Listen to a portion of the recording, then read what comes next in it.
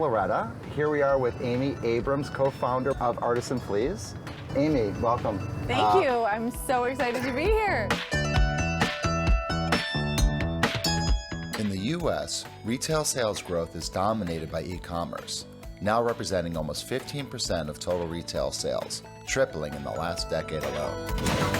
Whoa. Okay, we're good. We're good. E-commerce allows consumers to shop for anything at any time with perfect price discovery from the comfort of their own home.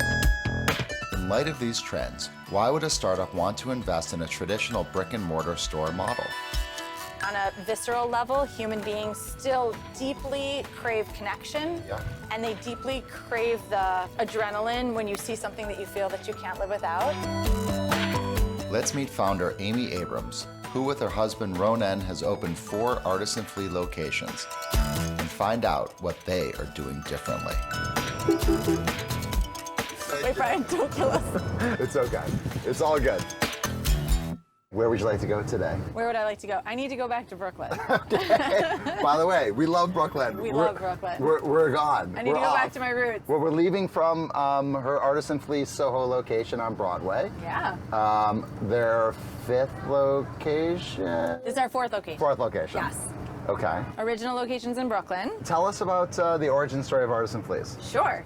Ronan and I started Artisan Fleas 15 years ago. We had this idea to invite artists and collectors and people who just made really cool things to a really fun place where we could hang out, our friends could hang out. Whenever we traveled around the world, we always went to markets, and we just kind of love to share what we love and bring people together. And we just decided to go for it. Ronan would cycle around Williamsburg, and he found this really cool warehouse, and we called these 2 guys who had a provisions warehouse, a family business for 50 years. You rented the space? With a handshake deal. Yeah. These guys said, sure.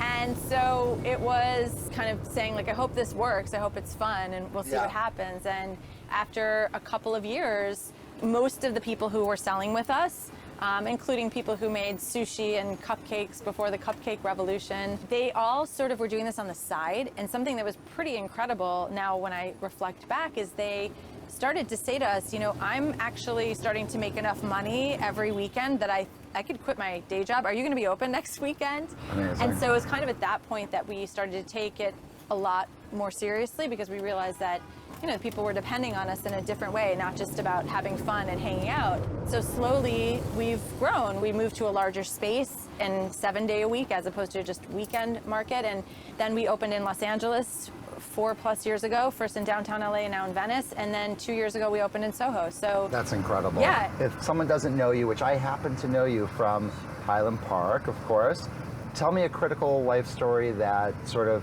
would describe who you are and what you're about. If you think about your 7-year-old self, it tells you a lot about yourself.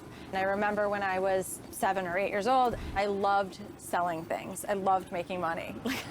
So I used to set up in Highland Park. Yeah. What my friend Stephanie and I called an MJ sale, not even lemonade, which was miscellaneous junk.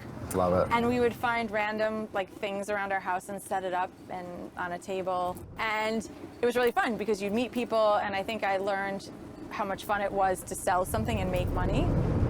Where is the business today, and what are your hopes for the next 3 to 5 years? It's a great question. So, pretty exciting. Like, a 15-year mark really gives you an opportunity to think about, we have a hand in kind of a legacy of what we have been, but we're really in a moment of thinking about what we want to be and where we want to go. Are you focused on New York, or are you focused elsewhere? You know, I think that right now we're actually starting to think a little bit outside of New York. How cool is this? This is amazing. This is so incredible. This is the craziest thing ever. I think that we're going over the Manhattan Bridge. The Manhattan Bridge. It's amazing. People still come to New York because it's New York and it's the greatest city in the world, obviously. But I do think that there are makers and creators everywhere, and there are many communities that I think would really welcome what we do, because retail has shifted a lot. Commodities are easier and easier to buy online, but I think on a visceral level, human beings still deeply crave connection, and they deeply crave the adrenaline when you see something that you feel that you can't live without. And certainly that can happen online without question. I've experienced that often, but I definitely think that people like to touch things still, and people like to go out and socialize and connect. Talk about like the experience of someone that hasn't been there, of walking into an Artisan Fleas, and who will they find? What will they experience? Sure. Basically, what you'll find when you walk in is kind of multi-sensory overload. You walk in and you're going to see lots of different... By design. By design. We have different merchants who set up their own shop with their own brand and their own look and feel within a marketplace. And that can range anywhere from 30 merchants to 100 merchants, just depending on what location.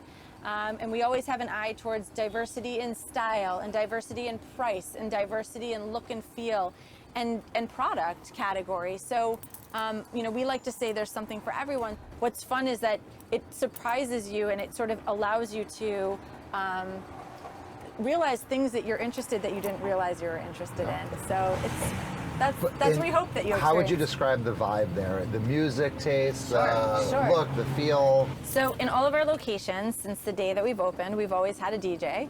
And that's been so fun, and music just sets the mood to anything. We're always trying to make it a party. We have some... Does dancing break out? Yes, we encourage a dance party, a spontaneous dance party at all times. Each of our merchants have their own shop. Whoa! Okay, we're good. New York potholes. Who put that curve there? Have that removed. Another thing is that we're always mixing up and changing our merchants. It's like there's constantly new people coming in and coming out. So the vibe is kind of like, I don't know what I'm gonna find here today, and I don't know what to expect. Talk to me about how you measure success in the business, either from a metric basis or from an accomplishment basis. How you think about that? Sure, it's a great question. I think to create a successful experience at Artisan Fleas, you have it's a little bit more, hey. Oh. Hey. Dance break, oh my God, just like the market. Sorry about that. That's great, I love it. Little interlude. Yeah, it's great. So we look at retention, and what I was gonna say is like art more than science. You want to have consistent people that you can rely on and they can rely on you, so there's some retention. But at the same time, we always want to have new people because it makes it really fun and exciting, and we always want to cultivate the next crop of people who will become longer-term merchants. Yeah. So we look at those as well. And then we also look at foot traffic. We monitor foot traffic in all of our locations. And, retail is so funny. I mean, you're like, it's raining, it's going to be busy, it's not going to be busy. So we try to look at trends. And we try to look at trends compared to other retailers. Even though we're a non-traditional retailer, for all intents and purposes, it's like the closest category. We audit for some sales data as well from some of our merchants just to get a sense of how their growth is.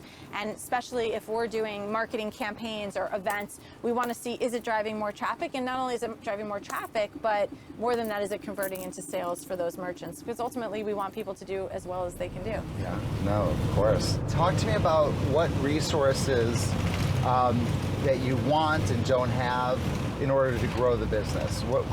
And resources can be... Are we having a dance party again? Because No, I'm ready. I feel like I'm not even sure what that was. What resources do you most crave or need to sort of grow your business the way you see fit? I think that Ronen and I have a better sense at what we're really good at and a very clear sense of where we could use someone who's much better at us. So, people who not only are good at some of the things that we don't want to do, but bring a lot of ideas and expertise. So there's a couple of key hires that we'll need. And I think that if we want to grow as fast as we're considering growing, we will need to raise money. And I think that will be an interesting moment for us because for 15 years we haven't. What we found is when you have amazing people, you can do amazing things, and we have some team members who have really grown and just contributed so much to the organization. But I think our move to Soho kind of took us to the next level and had a lot of people reaching out to us. And so it really gave us the appetite to kind of see Artisan Fleas on a larger scale, and especially to impact more people, both the shoppers in other locations as well as many more merchants who are dreaming of having their own business on their own terms. Yeah. How is it working with your husband? It's really fun. 96% of the time it's awesome. 4% of the time you're like, I'm going to do my thing, you go do your thing. I think we are really lucky because we have a lot of fun together. And I think it's pretty exciting. You have an opportunity to build something together and share it. And, I think that sometimes you have to turn it off, and that can be tricky. Or you can be stressed about work and you want to try not to bring that home. We're kind of good at a lot of the same things, so sometimes that's tricky. But well, of course, you're better than him. some things, but he's a lot better at me at some other things, or he's certainly willing to do a lot of other things. By the way, there's an amazing Thai restaurant around here somewhere. Yeah, do you know what I'm talking about? Puk Puk, yeah, it's really good. Of course you know the restaurant, Brian. You're hilarious.